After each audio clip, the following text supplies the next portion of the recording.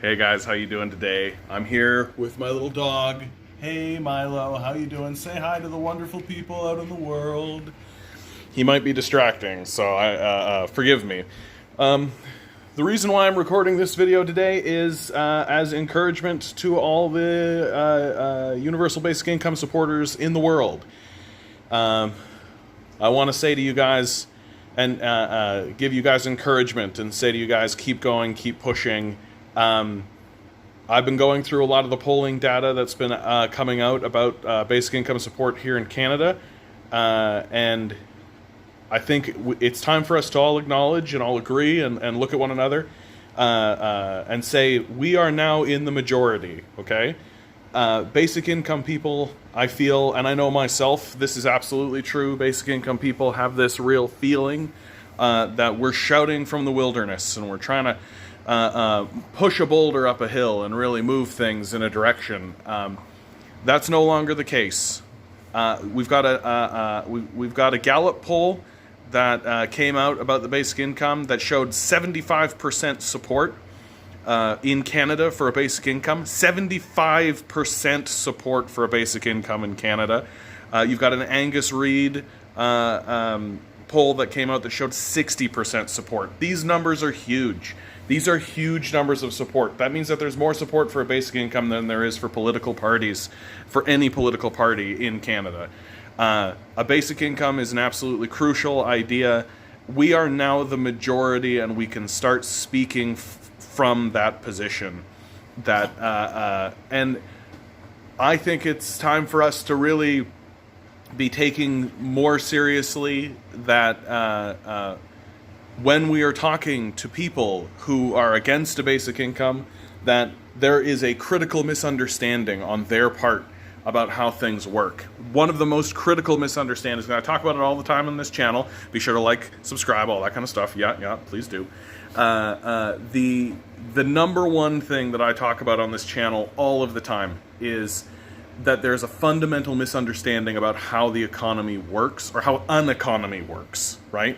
And that is that economies function cyclically. They work in cycles. Very often I will talk to somebody and it is very clear that they think that if I spend money, that money vanishes into an ether, that it is fundamentally burned somehow. That if you give money to a poor person, they just waste it. And of course, waste it by spending it, which is the absolute absurdity. Like, this is how we fund everything in this country, right? So take a look at the child care benefit.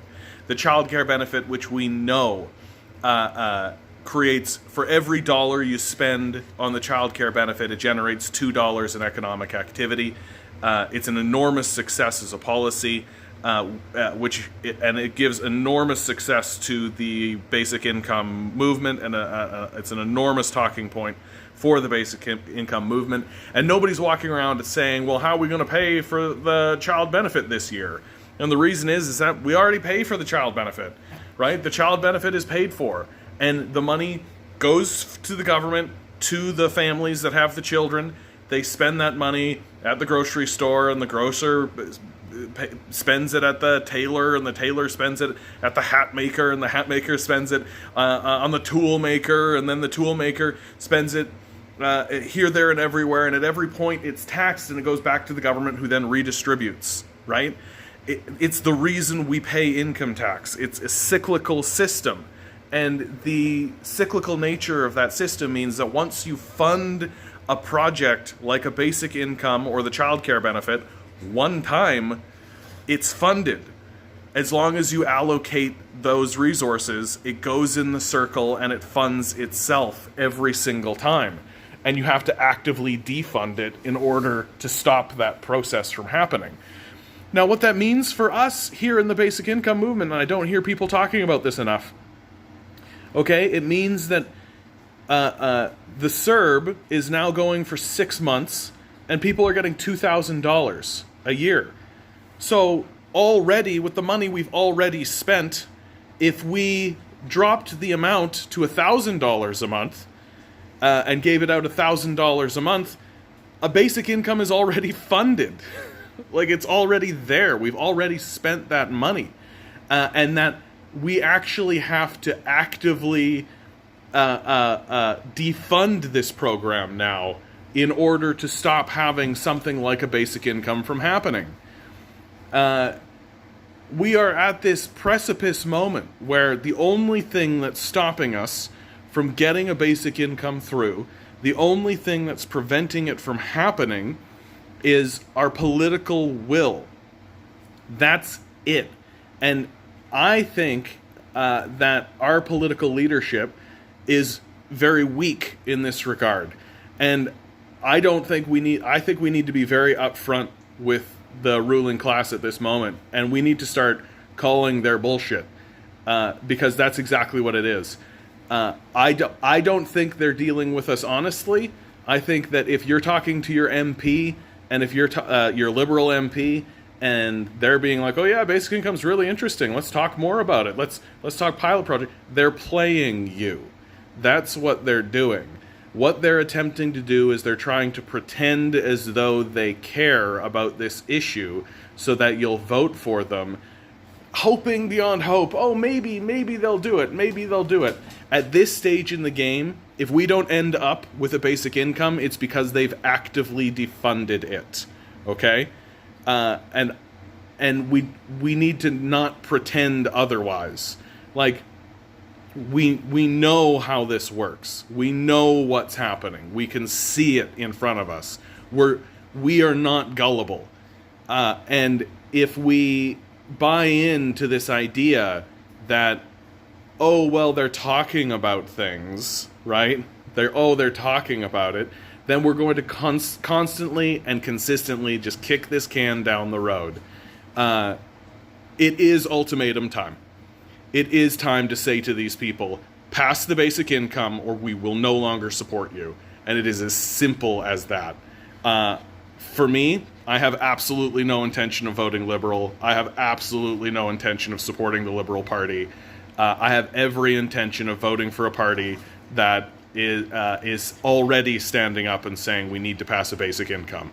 I have every intention of putting my weight behind a party that's already saying that that's what we should be doing. For me, that's the NDP right now, because I think Jagmeet Singh is doing a great job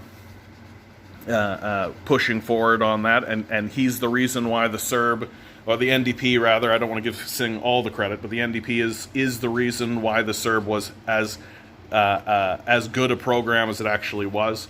And so now it's on us to no longer take shit from these people and no longer play nice politics with them. They're playing us.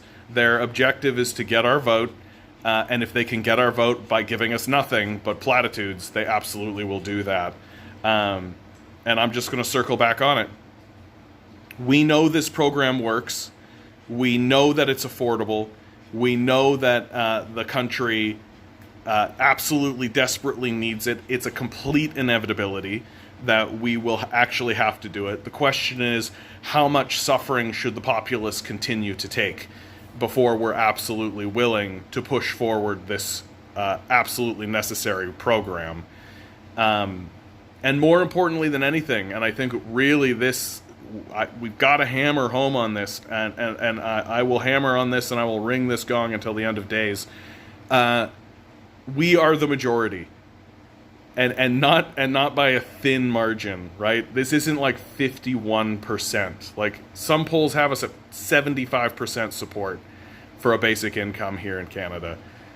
That's enormous. That is an enormous number. That really does mean at this stage in the game, the people who are standing against a basic income will always stand against a basic income, in the same way that people stand against investigating systemic racism, the same way that people stand against a conversion therapy ban, right? That there will always be that group of people that does want to see other people suffer, and we can see pretty clearly that the basic income is becoming one of those issues.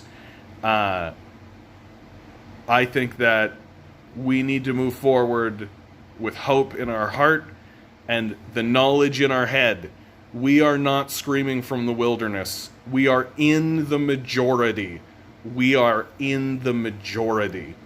This is our moment, and we just need to keep pushing. Good luck.